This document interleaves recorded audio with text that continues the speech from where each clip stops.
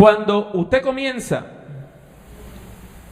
a leer el capítulo 10 del Evangelio según San Lucas, ocurre que Jesús está enviando 70 de sus discípulos a hacer misión.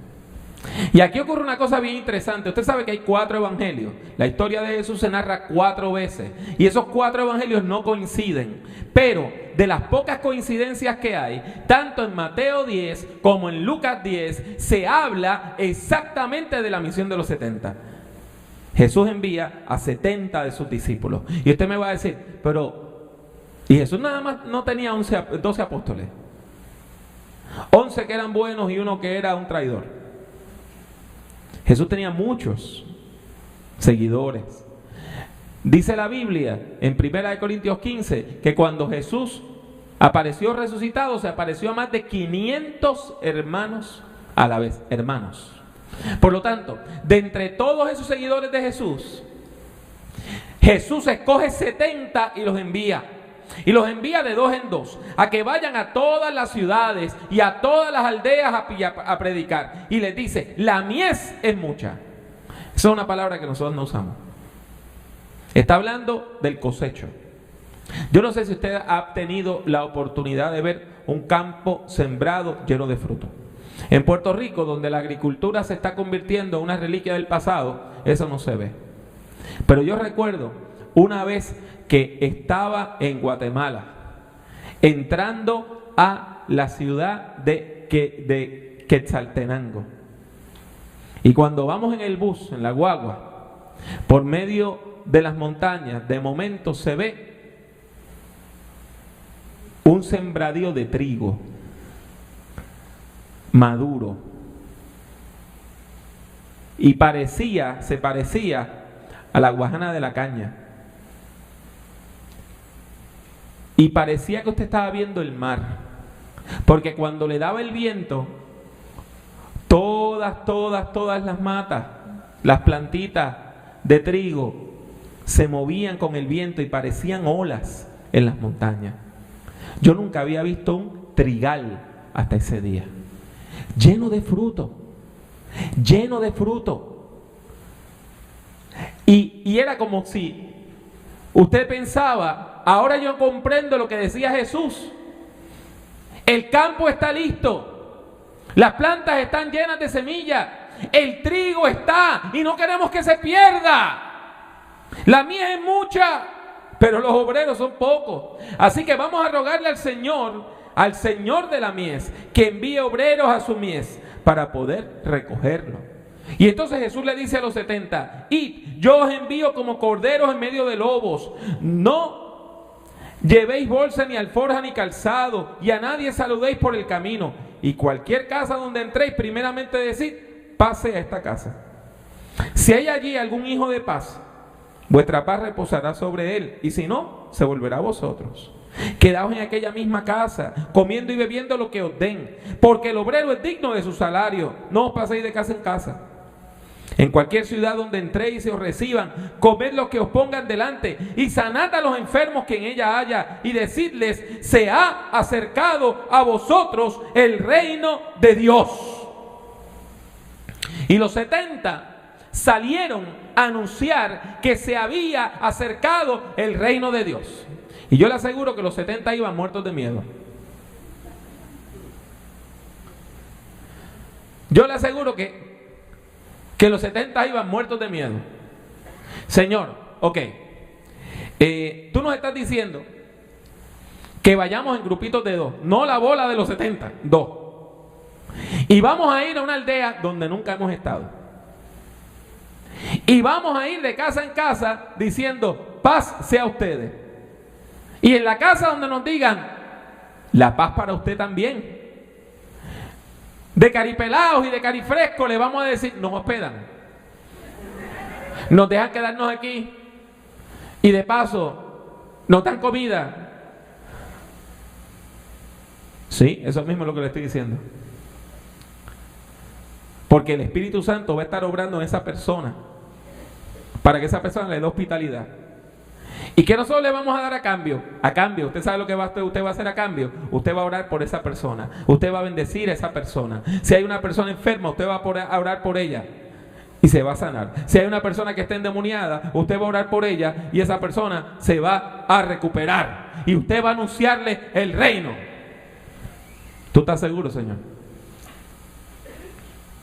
Sí, yo les envío. Y los 70 se fueron. Y Jesús se quedó a esperar que volvieran.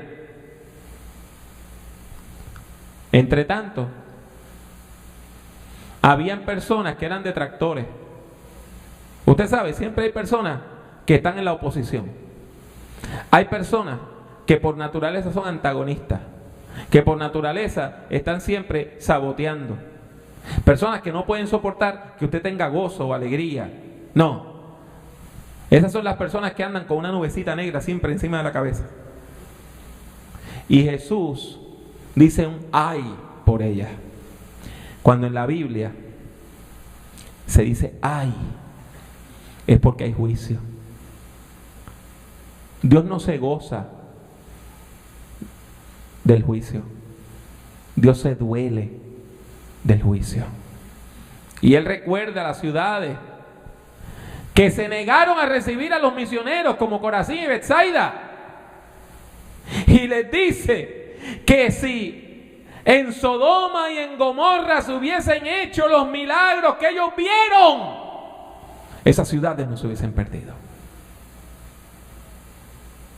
Y pasa el tiempo. No sabemos cuántos días, no sabemos cuántas semanas.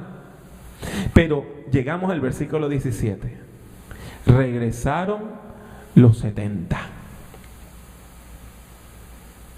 Y ahí está la gran primer prueba del movimiento de Jesús. O esto funciona o no funciona. O es un fracaso o es un triunfo. Si venían los 70 apagados, derrotados, nadie nos hizo caso, no pasó nada, nos persiguieron, nos derrotaron, el movimiento de Jesús probablemente hubiese cesado. Pero cuando usted lee el versículo 17 dice que regresaron los 70 con gozo. Con gozo. Porque la misión dio fruto. Porque la misión dio fruto. Porque sí pasó lo imposible. Llegaban a los sitios. Llegaban a los sitios. Y cuando ellos decían, la paz sea sobre ustedes. Ah, la paz. Sí, entre. Venimos a orar. Por favor, entren. ¿Ustedes comieron? Ah, nena, mira, dale comida. Es más, mira, les vamos a dar nuestra pieza, pero ustedes se queden allí durmiendo. Y quédense aquí. Y de aquí le predican a todo el resto. Mire, yo tengo un primo que necesita oración. Y mi esposa, el papá de mi esposa, también necesita oración. Y allá abajo hay un niño que tiene... Y comenzaron a hacer la obra de la misión. Porque salieron. Y cuando usted hace lo que Dios le dice que usted haga, ¿usted sabe cuál es el resultado? Gozo. Gozo. Gozo. Alegría. Porque usted empieza a ver cosas lindas. Usted empieza a ver cosas lindas. Usted empieza a ver cosas hermosas. Hoy entró a mi oficina una persona que venía llorando. Cuando salió, tenía una sonrisa en sus labios. No por mí, por el mensaje del Evangelio, por el gozo del Evangelio, por el poder de Dios, por el poder de la oración, porque Dios tiene poder, porque vamos en el nombre de Jesús, porque el Señor nos ha ido que vayamos, nos ha dicho que vayamos. Y cuando vamos, decimos como los 70, Señor, sorprendido, hasta los demonios se nos sujetan en tu nombre. Y el Señor, pues si yo se los dije. Es una cosa interesante, ¿verdad? Uno ora por algo y algo pasa y uno se sorprende. Y eso quiere decir que usted no está orando con plena certeza de fe. Porque uno no se sorprende de lo que uno espera. Uno se sorprende de lo inesperado.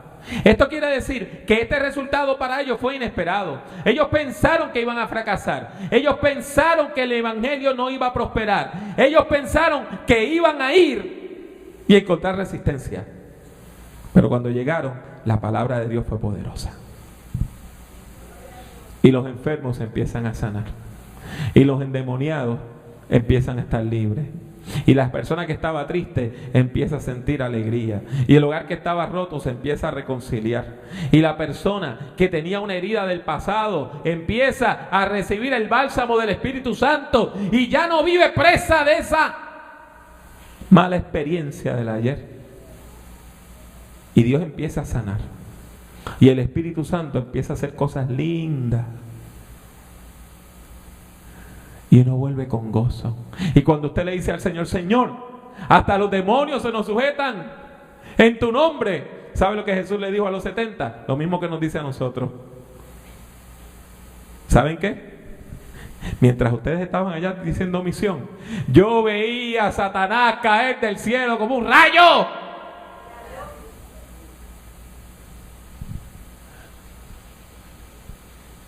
Y eso da gozo. Eso da gozo. Hacer la misión del Señor da gozo.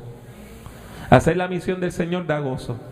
Cuando usted ve una persona que está liberada del poder del mal, del poder de las tinieblas, del poder de la muerte, de la violencia, de la maldad, de la injusticia, y esa persona pasa a disfrutar del gozo del Señor, usted tiene gozo.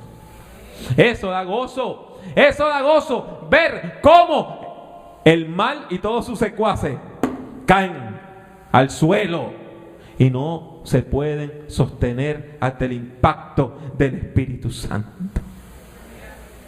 Y el Señor nos dice: os doy potestad de pisotear serpientes y escorpiones. O sea, de cuanta rabiza nos pueda tirar el mal, usted le va a caminar por encima.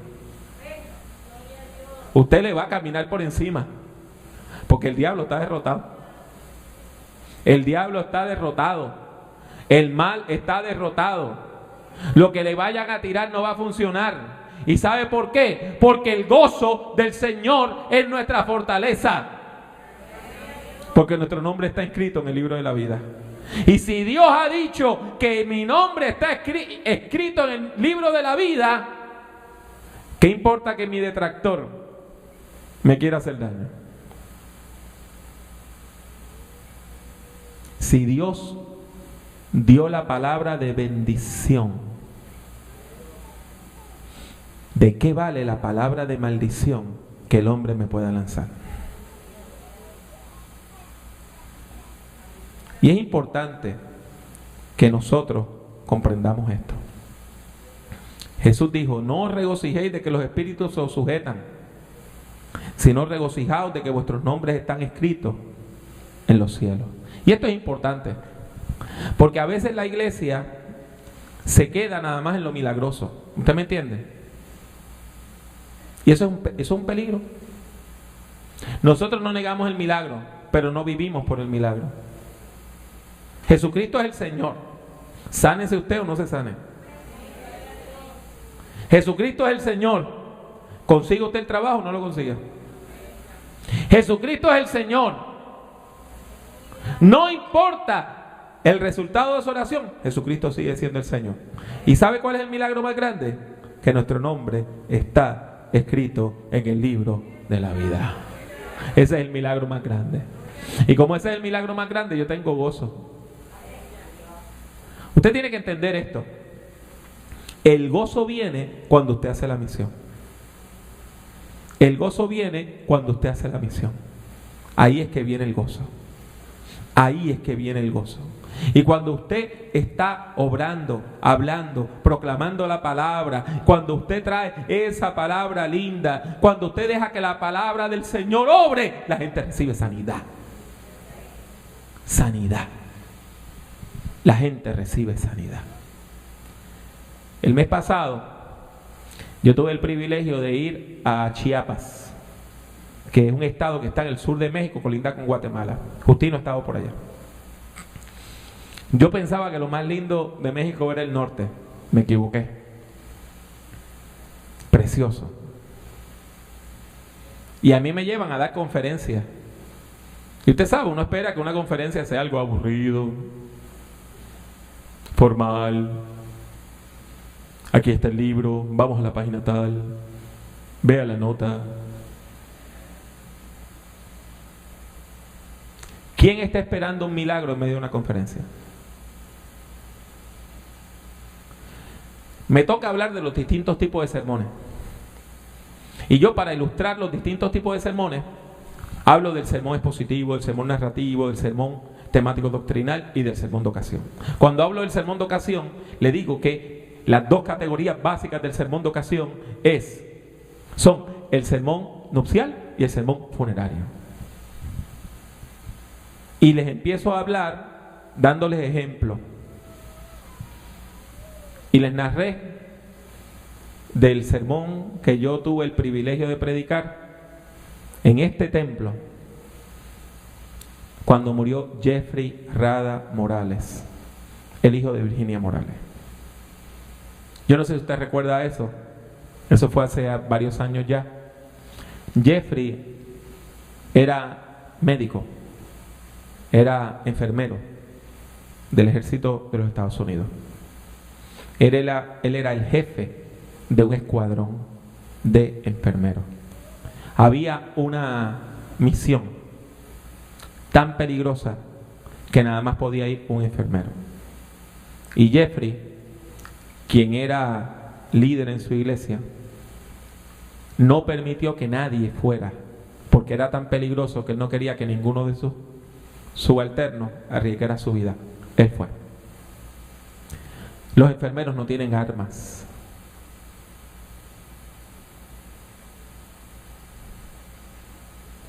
E iban guiando de noche con las luces apagadas, porque así es que guían, solo con luces infrarrojas. Y hubo un accidente que, por más que nos lo explican, la explicación que dan no es coherente. Y Jeffrey perdió su vida. Supuestamente el Humvee, el vehículo militar, se despeñó, cayó por un hueco al agua y él se ahogó. Ese día teníamos el cuerpo de él, que había llegado esa tarde a la base aérea Muñiz. Teníamos los muchachos que habían venido con él haciendo guardia de honor, desde Afganistán unos, desde Alemania otros, desde la base militar en las Carolinas los otros, la viuda de él, los niños de él. Y yo tengo que predicar. Y tengo que predicar en inglés y en español a la vez, porque la viuda no entiende español. ¿Y qué usted va a decir? Y yo le digo a mis estudiantes en Chiapas que yo empecé a buscar en la Biblia y prediqué un sermón que sigue la siguiente estructura: ni esto, ni esto, ni esto, pero esto. Y les dije que yo estaba buscando una imagen bíblica que me permitiera explicarle a Virginia cómo Dios podía ministrarle en una situación así. Y que comencé a buscar en la Biblia imágenes de personas que habían perdido hijos. Y que el primer texto que se me vino a la mente fue el caso de Isaac. Cuando Dios le dice a Abraham que sacrifique a Isaac. Pero el caso no cuadra, ¿entiende? Porque no es lo mismo. Jeffrey murió de manera casi heroica, poniendo su vida en peligro para que sus otros enfermeros no murieran. Otro caso de un muchacho que muere, un niño que muere y su papá lo sufre. David, usted recuerda cuando David peca contra Dios y Betsabé tiene un niño y el niño muere, pero lo mismo, no cuadra, porque aquel niño fue resultado de un pecado y Jeffrey no era el resultado de un pecado. y no murió a causa de un pecado. Y yo seguí explorando y explorando y no encontré un personaje bíblico. Y cuando estoy a punto de terminar el sermón diciendo que fracasé, dije, pero ¿saben qué? Pensándolo bien, hay un personaje bíblico. Hay alguien en la Biblia que perdió un hijo. Su hijo murió a manos de unos militares. Y su hijo dio su vida por los demás. Y ese es Dios. Y el que dio su vida para que los otros no murieran fue Jesús. Yo estoy dando clase, contándoles ese momento. Nos fuimos a un receso y viene una señora llorando. Y yo no entiendo. Yo estoy dando una conferencia y ella viene llorando y me dice, gracias, Dios me habló. Y yo no entiendo. Y me dice, mi hijo a los 31 años murió en Afganistán. Aunque yo soy mexicana, él era parte del ejército estadounidense. Es la primera vez que encuentro consuelo desde que él murió. Y cuando ella dijo eso, yo que no tenía la más mínima intención, porque yo lo que estoy dando una conferencia, yo escuché a Jesús que decía, vi a Satanás caer del cielo como un rayo. Porque cuando la palabra de Dios bendice y sana y cura, Satanás se cae al suelo y nosotros le caminamos por encima con todos sus escorpiones y con todas sus serpientes, y el corazón se llena de gozo.